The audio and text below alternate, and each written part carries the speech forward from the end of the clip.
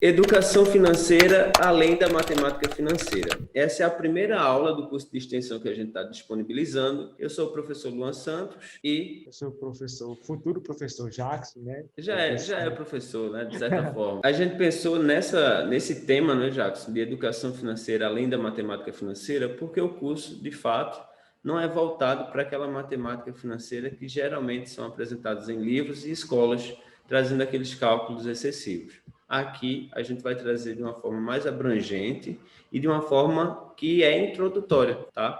Então a gente começa com uma pergunta que instiga, né? Como uma vida financeira educada pode influenciar nos resultados profissionais a longo prazo? Nós vamos seguindo de acordo com alguns questionamentos que a gente vai ver que é bem interessante citar. A gente vai dando uma paradinha, explica e aí a gente vai avançando novamente. Os 4 tópicos, como a gente organizou essa primeira aula, baseiam de acordo com o seguinte. Primeiro, como organizar e classificar as despesas. Segundo, por que controlar receitas e despesas? Terceiro, maximizar rendimentos e minimizar os gastos sempre é possível. E a quarta, reserva de emergência versus reserva de oportunidade. Então, esses foram os 4 tópicos importantes. Lembro, eu acho que o professor Jackson também lembra, que esse 4º tópico de reserva de emergência e reserva de oportunidade deu o que falar, né? Deu bastante discussão. E a gente vai apresentar aqui uma base do que foi discutido. Como organizar e classificar as despesas. De acordo com essa imagem, Jackson, o que é que a gente pode tirar da ideia de como organizar e classificar as nossas despesas? Será que existe alguém que não tem despesa? Será, hein? Estou para descobrir se aí existe alguém, né? Já pensou? Todo mundo, né, basicamente, tem as suas despesas, né, ali tudo meio bagunçado, como a gente pode ver aí na tela. Tem ali a casa, né, o combustível, o carro, saúde, energia, transporte. Temos tudo isso, a gente sabe que tem essas dívidas, né? Todo mês tem ali, tá pagando aquelas contas. Mas como é que a gente pode, né, organizar isso? Então, a gente poderia separar por segmentos, né? Separar de uma forma que fique mais simples, anotando. Então, a gente pode organizar, pode ser um caderno, né, na folhinha ali manualmente, pode ser na planilha, que o nosso professor Luan aí gosta tanto, e pode também utilizar alguns aplicativos. Eu posso citar aqui o Mobius, que é um bem interessante ele, para você ali agendar, colocar seus gastos. Pode ser diariamente, né, ou mensalmente, ou semanalmente, você vai colocando aqui aqueles gastos e assim você vai verificando algumas regularidades.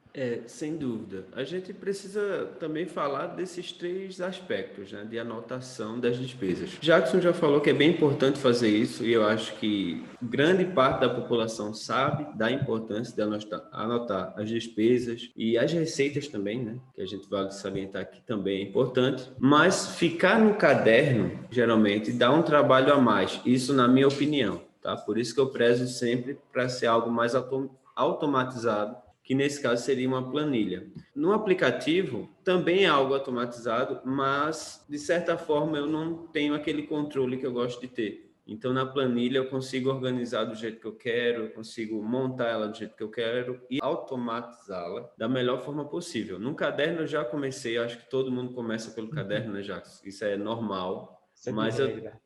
eu tento sempre além do caderno, quando você está pegando a prática ali, passar sempre uma planilha, sem perder tempo fazendo várias planilhas. Eu faço uma só e só vou alterando ao longo do mês, né? Então, eu já estou falando que eu só altero mensalmente. Diariamente é tenso, né? Porque ó, preencher uma planilha, abrir o computador, só nesse trabalho todo, já para alguém, para algumas pessoas, já é bem trabalhoso. Então, eu deixo para fazer isso mensalmente. Uma dica, né, tipo, para quem gosta de usar as anotações, você usa aquela anotação ali diária, né? Tô com um papelzinho aqui, vou anotar o que eu gastei hoje, o que eu recebi hoje. Mas, tipo, no final de semana, né, ou no final do mês, você pega, agora não, vou colocar numa planilha ou até mesmo no aplicativo, para ali ficar um pouco mais, digamos, organizado, né? Nos aplicativos e no Excel, você consegue montar gráficos, aí você fica um pouco mais visual também. E aí a organização começa a aparecer, né? E por que a gente tem que fazer essas organizações? Nessa ideia de classificar as despesas e ver onde é que a gente pode cortar gastos, que é um dos temas importantíssimos que apareceu nessa primeira aula, nessa primeira conversa. Jackson montou um mapa conceitual, né? E aí é importante que a gente compartilhe ele para a gente dar uma analisada sobre as suas relações e como é que a gente pode otimizar todos esses cortes de gastos, porque não é simplesmente cortar de gasto. Ah, eu acho que esse mês eu não vou fazer a feira de casa. Não pode fazer isso. Ah, esse mês eu não vou pagar a conta de energia, nem a conta de água. Não, tem que saber onde você pode cortar. Então, tem essa classificação dos gastos, as classificações das despesas, que o mapa conceitual está bem organizadinho, e aí, a partir da nossa explicação, vai ficar mais claro ainda. Então, aqui está o mapa conceitual do professor Jackson, que foi elaborado por ele, de acordo com a seguinte pergunta focal. Então, eu vou fazer só a pergunta focal e Jackson vai apresentar como se estivesse me respondendo, né?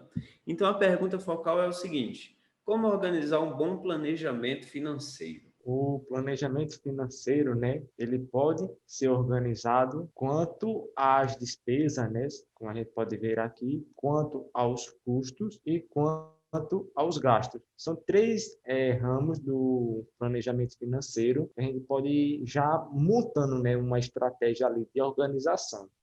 Então, esses três pontos é o que está embasando toda a educação financeira, a vida financeira pessoal, assim, da família.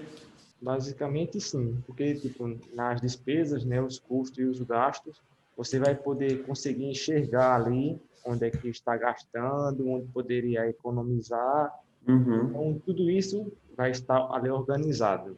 Nas despesas, elas podem ser classificadas de dois modos, né, em despesas fixas e despesas variáveis.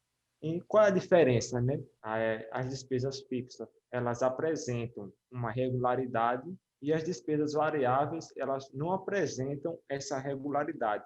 E o que seria essa regularidade, né? É como essas contas, né, essas despesas, elas são efetuadas. Tipo, se é uma vez por mês, é uma vez por semana, é uma vez por ano. Então, tipo, se ela tem uma regularidade ali, então ela vai ser uma despesa fixa. Já quando ela não apresenta essa regularidade, ela é uma despesa variável. Então, para ficar melhor o entendimento, eu coloquei alguns exemplos aqui, né? As despesas fixas podem ser exemplos: a conta de água ou de luz, compras do supermercado, a parcela do imóvel, conta de internet, mensalidade da escola. Então, tudo isso aqui apresenta uma regularidade e vai se encaixar dentro das despesas fixas. É, obviamente que a relação, né? Essa relação que você colocou, essas várias relações, elas têm um termo de ligação que indica mais ou menos a subjetividade, né? Ou seja, podem ser exemplos. Isso não quer dizer que todo mundo vai ter essas despesas fixas, óbvio que não,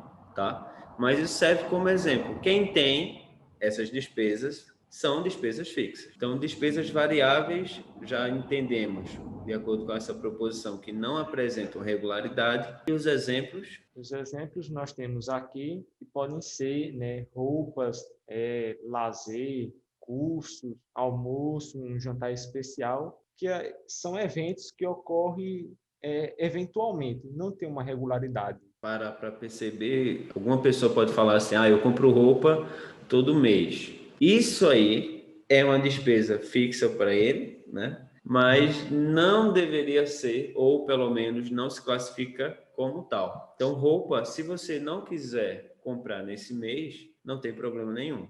Agora, tenta não pagar a internet em algum mês, ou não pagar a mensalidade da escola, ou a parcela do imóvel, que você vê que tem problemas. Então, essas coisinhas de ter problema se cortar ou não, depende muito do tipo de despesa, né? Tá ficando claro o mapa. Os custos, eles também podem ser classificados em dois. São os custos fixos e os custos variáveis. Qual a diferença, né? Agora, os custos fixos, eles não alteram conforme o consumo. Já os custos variáveis, eles alteram conforme o consumo. Ou seja, quanto mais você consome, você mais há de pagar. Já nos custos fixos, isso não ocorre. Alguns exemplos podem ser, né, os impostos e a TV por assinatura, porque ali, quanto mais você consome daquilo, não indica, né, que você vai pagar mais. E os custos variáveis, eles alteram conforme o consumo e é onde o pessoal geralmente comete alguns erros, né? Ou seja, aquela galera que tem um custo muito alto com alguma coisa que é variável, geralmente está extrapolando em algum momento. Então, tem essas duas divisões que estão alguns exemplos aí só para a gente se basear. E essa parte verde do mapa aí, que foi? Nessa parte verde, finalzinho do mapa, a gente chega agora nos gastos. Os gastos, eles podem ser classificados de três categorias. São os gastos essenciais, os gastos necessários e os gastos supérfluos. O que diferencia de cada um, né? Tipo, os gastos essenciais é tudo aquilo que você precisa e necessita para viver. Você não consegue tirar aquilo para tentar minimizar tudo aquilo que é essencial mesmo, está na essência. Já os gastos necessários é aquilo que você precisa, mas se você conseguir tirar ele, você consegue sobreviver. E já nos gastos supérfluos é aquilo que você não precisa, né? E também se você tirar ali vai ser indiferente, ter ou não ter. Esses três, né, os gastos essenciais, necessários e supérfluos, eles variam conforme a subjetividade, como a gente já tinha falado um pouco aqui anteriormente. Então, tudo pode variar de acordo com o seu modo de pensar, né, o seu modo de agir, os seus gastos, né? Cada um tem um jeito ali de consumir mais ou consumir menos. E, Jackson, olhando assim essas três classificações iniciais, né, que está no segundo nível aí no mapa, despesas, custos e gastos, veja que, independente da pessoa, ele vai ter esses dois tipos de despesas na vida dele, vai ter esses dois tipos de custos na vida dele, e eu acho que o único elemento aí do mapa, o único conceito que pode ser que uma pessoa não tenha, são esses gastos supérfluos, mas a grande maioria tem, porque a gente é humano, a gente gasta, a gente compra. Então, mesmo que a gente se controle o máximo possível, em algum momento da vida, a gente já teve alguns gastos que são supérfluos. Gastos essenciais todo mundo tem porque todo mundo precisa viver, isso é óbvio. Gastos necessários, independente da época, sempre vai ocorrer. Gastos supérfluos, geralmente, aconteceu em algum momento da vida de todo mundo. Não deve ser sempre, mas aconteceu em algum momento. Principalmente, assim, no Brasil saiu uma pesquisa, não me recordo agora a fonte, mas o brasileiro é um dos mais que consome. Então, o brasileiro é um pouco consumista. Então, esse consumo, né, vai entrar aí em gastos supérfluos, porque você vai consumir aquilo só para dizer que tem aquilo, que possui aquilo, que pode comprar aquilo. Isso vai muito além de você saber matemática financeira ou não, né? Por isso que o tema da aula e o tema do curso foi educação financeira. Quando você vai tomando ideia daquilo que de fato é educação financeira, essas ideias de tentar, não sei, impressionar ou tentar satisfazer aqueles desejos momentâneos, que é o gasto supérfluo que está acontecendo aí, né? Estratégias de marketing Isso. tem bastante para fazer com que a gente compre, mas a educação financeira faz com que a gente tente sempre pensar uns 10 segundinhos, 20 segundinhos a mais e acaba vendo que de fato são os gastos supérfluos. Então, é bem importante ter essa educação, pensar antes de agir e não agir por impulso, né? Tem até um exemplo, tipo, naquelas promoções, né? Pague 2, leve 3. Mas quando você tipo, não precisa daquilo, você não está levando um ali de graça, né? Entre Uhum. aspas, você está pagando, você está gastando 2, que você não precisa. Pois é, exatamente.